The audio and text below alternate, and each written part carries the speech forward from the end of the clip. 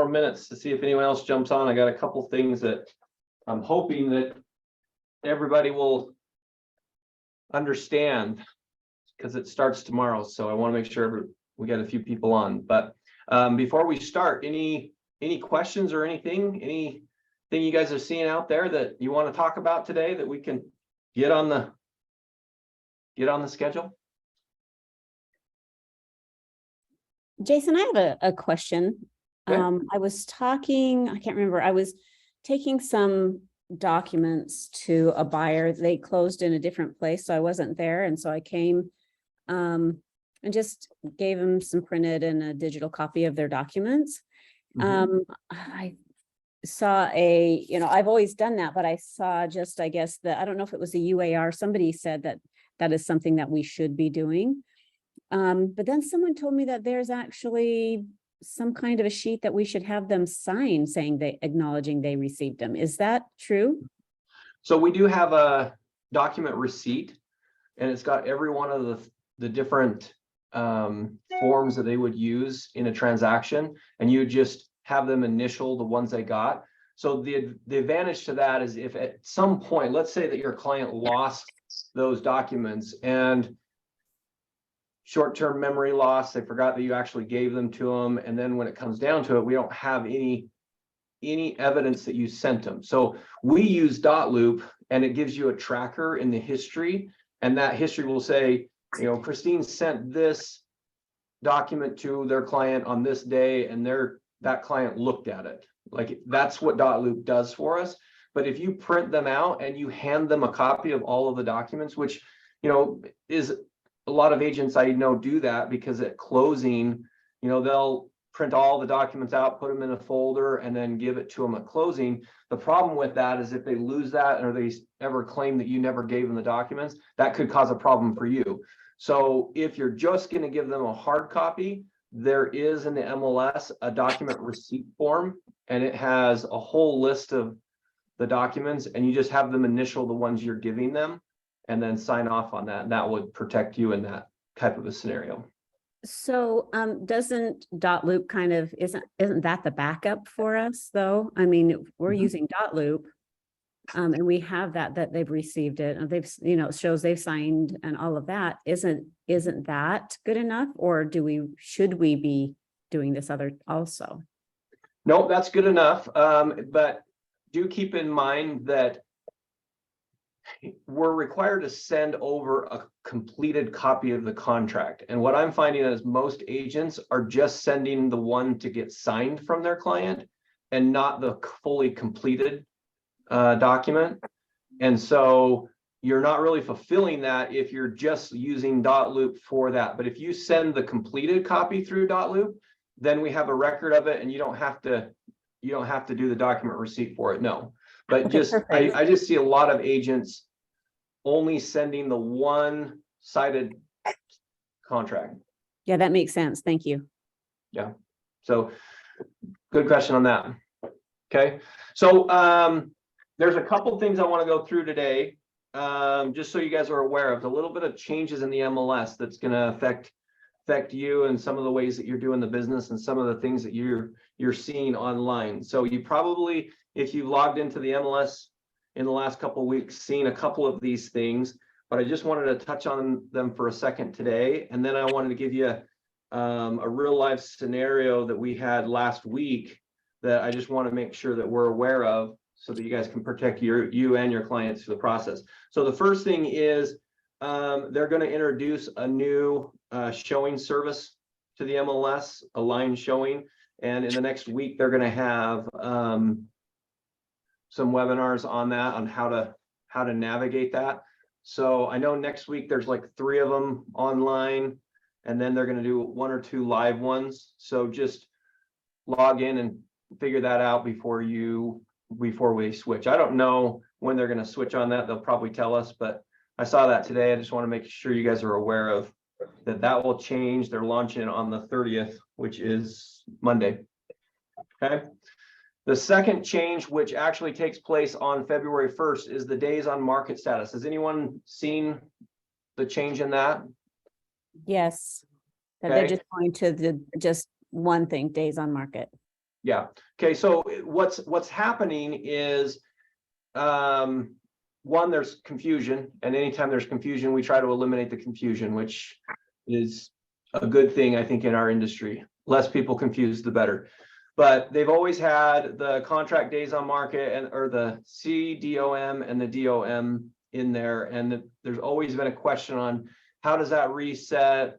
What do I do? And we've had agents in our industry that would list the property, be on the market for a little while, and then they would pull it off, and then they would relist it to reset those dates. And the question was always, how many days do I have to pull it off and for it to reset and do that? So this is going to eliminate some of that confusion, but it's also going to eliminate the it's going to help with transparency and just accuracy of some of the data that we have. So they're going to go to one number. It's just the DOM. And the way that's going to be calculated is it's anytime that the listing is on as active or in a backup status, that those numbers are going to continue to increase. Now, those numbers will pause if three things happen. One, it's an active no-show. So if you guys remember, this used to be the off-market status that we switched to active no-show. So if you see on there on the MLS, it says active no-show, it's the same thing as off-market status that we used to use, where you couldn't show the home. So in this particular case, it's active listing, but you can't show the home right now. And really, you can't market the property at that point. There could be a sign in the yard. They don't require us to remove our sign if we go into active no show mode, but we can't really actively market it in that status. So that will pause it. If you withdraw the listing, it will pause the days. And if it goes under contract, it will pause the days. So those are the three things that pause. And then okay, and then for the final value of the days on market, if the home sells, then they'll give you the final days. If it's canceled and if it expires, those are how they calculate the final days for that. So I think in the long run, it's going to actually help with our statistics, because if you pull a property off and list it, we're showing more homes active or more homes listed this month than they should have been. It will also give a real good transparency of what is actually happening with the property. So the questions that have been brought up is, how do I reset the days on market? How does that happen? So one is if it's listed with another brokerage. So if you take an expired listing, let's say it expired last week and it was with another real estate brokerage, and then you take it this week, it's not going to start with their numbers. It's going to start with your number, new numbers of 0. So that's one way if you take a new listing. The other thing is if it's been off the market for at least 30 days. So now, instead of resetting it where you take it off the market and then you relist it right away, it actually has to stay off the market for 30 days before those days on market get reset. Now, if it's been 30 days, it's going to reset regardless of what happens with it. Okay.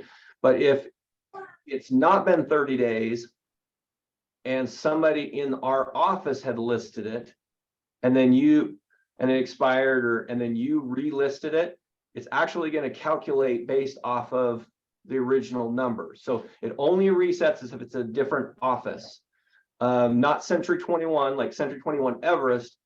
That won't restart. But if it's Century 21 Harmon in Utah County had it, then it will still be 0 for us. So the only way that it's not going to reset is if it's not a new listing in our office. So it could be a different agent, but if it's in the office, it won't relist either. So that's just something to be aware of. Other than that, it's 30 days and then it will reset. Does anyone have any questions about this or concerns or anything?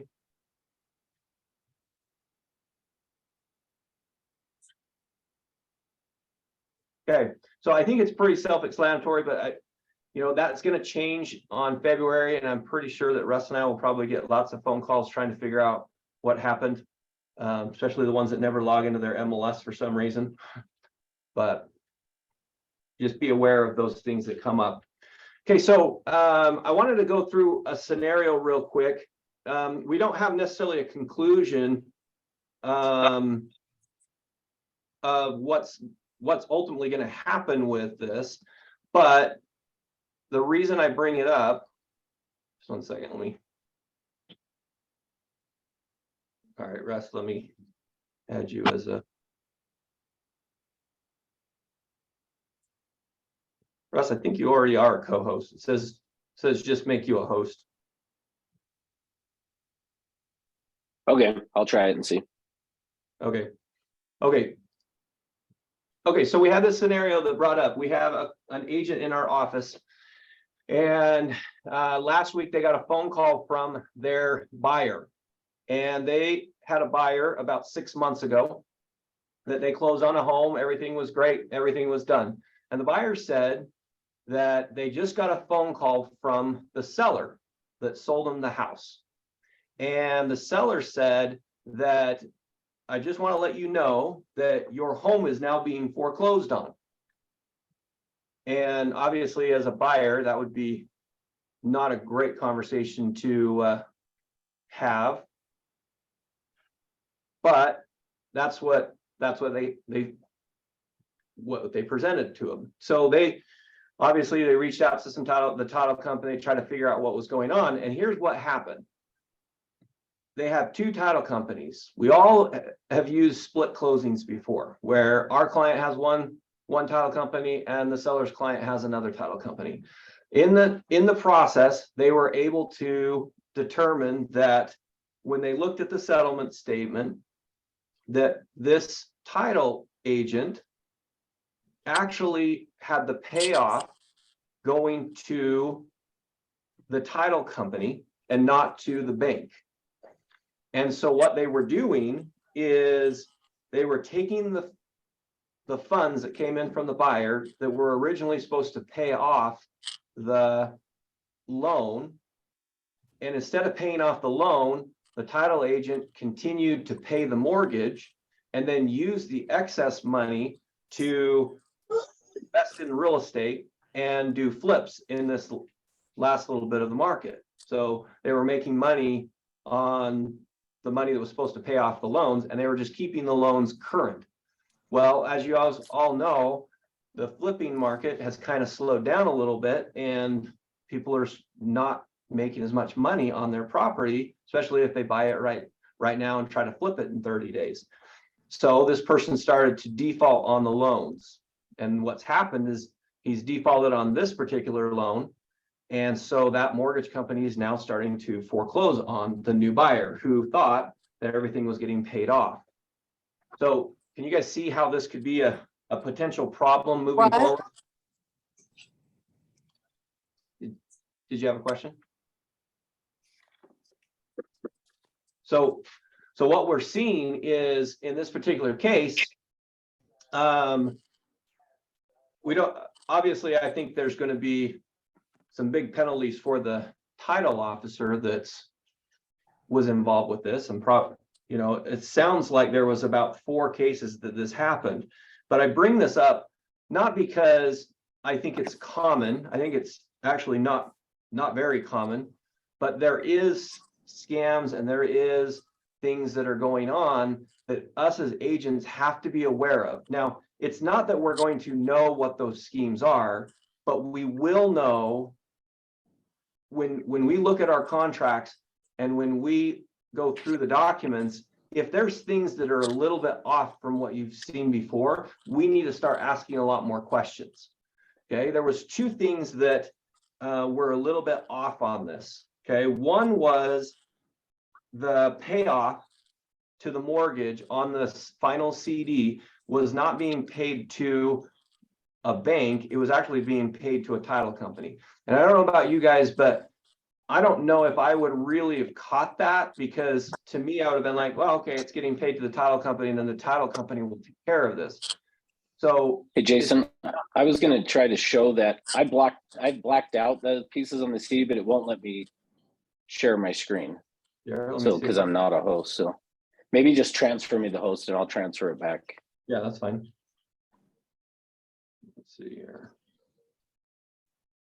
Because then we can show them. I just blacked out everything that Yeah, let me. give up who it was. But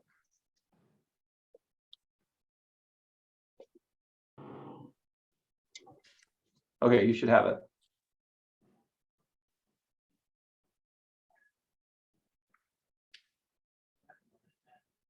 Okay, so here's the final CD that we had. So one problem was it was getting paid off to the title company. Okay, so obviously we're blacking out some things because this just happened last week and we still haven't got to the bottom of it. And my guess is we're going to have some big lawsuits that are coming out, and somebody might spend some time in at least a new facility next to the airport. But so the other problem is I don't know if you guys have ever seen a payoff that's exactly a round number. In this particular case, you can see right here, 205 exactly. You know, because when there's interest and days and everything in there, the chances of that being a round number are pretty low. So these are just things that I wanted to bring up, because what I'm finding is we start doing a lot of transactions and we stop looking at the details, and we stop, you know, we don't read everything. We just, you know, especially on the CD, we're going straight to our commission. We're looking at our commission. Is our commission exactly the way it's supposed to? And then we're just kind of glancing over some of the other numbers and where they're going to. So what I want to really get from this conversation, and if you guys have questions, we can talk a little bit more about it, but really what I want you to get from this is that we need to be more diligent in making sure we're reading our contract, making sure that we're paying attention to what is being put on there. Because could this have been caught? Possibly. You know, then there's so many scams out there, but if you do everything you're supposed to do and protect them, then if it does become a problem, you're going to be protected through the whole thing. But if not, then you could have a problem as well. So is there any questions about how this is going down and what?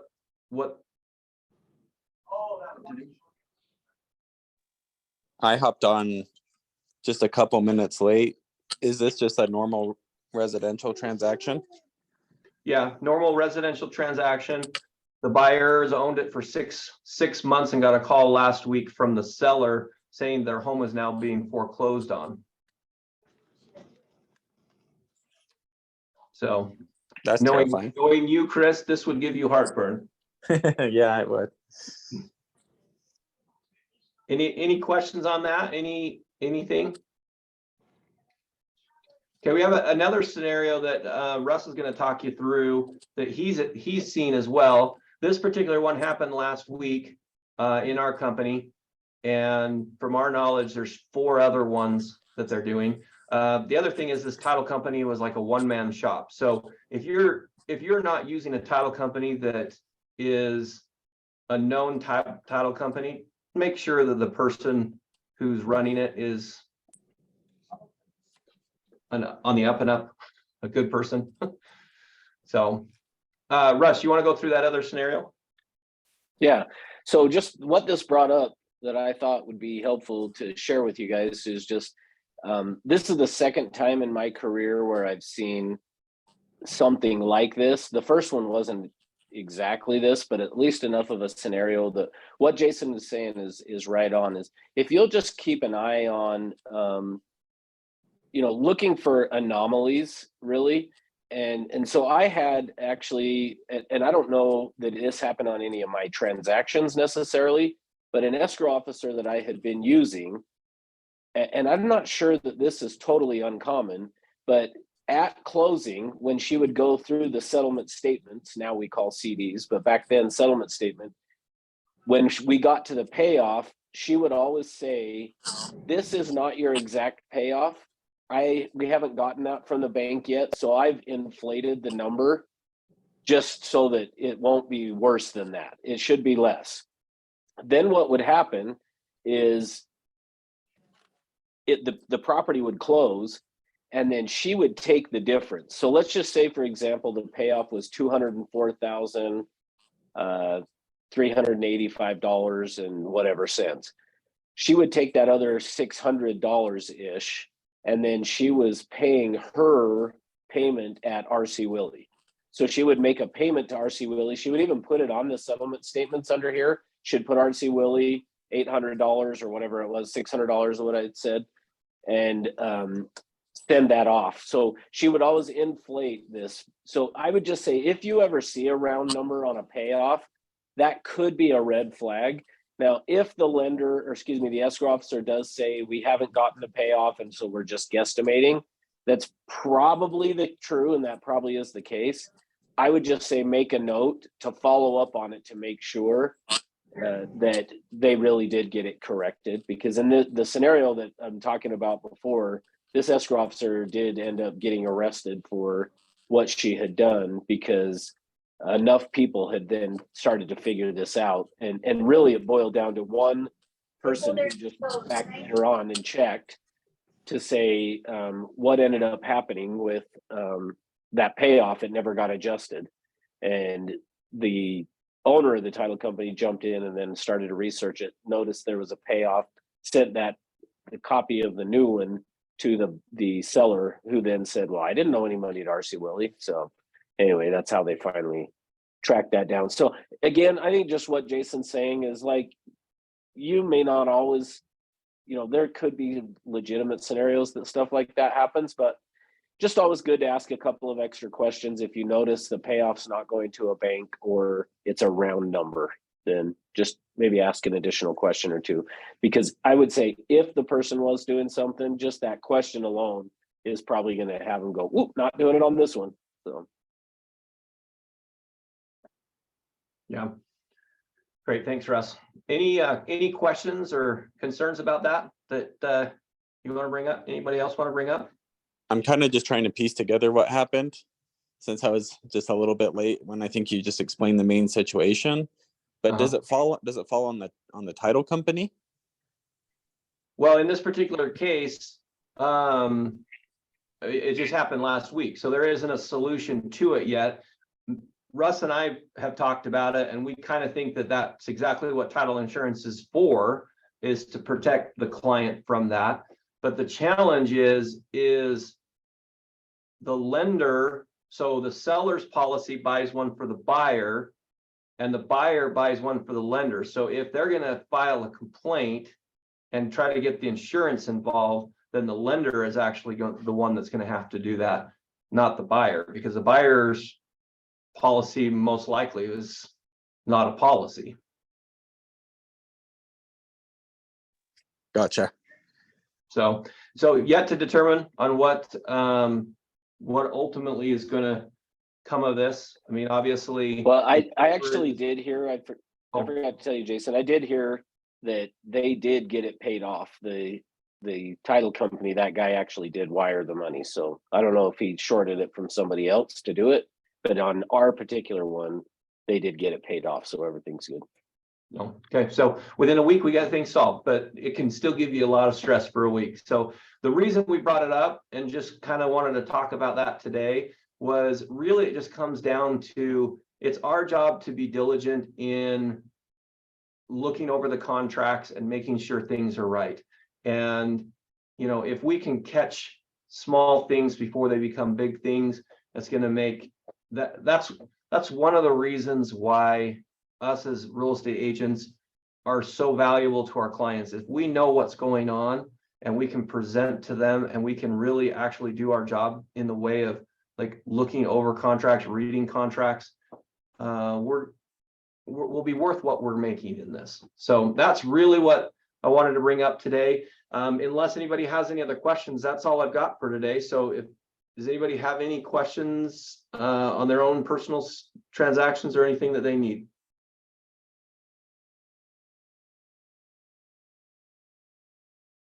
Okay. Well, you guys have a wonderful weekend. Always reach out to Russ or I if you have any questions and we can help you out.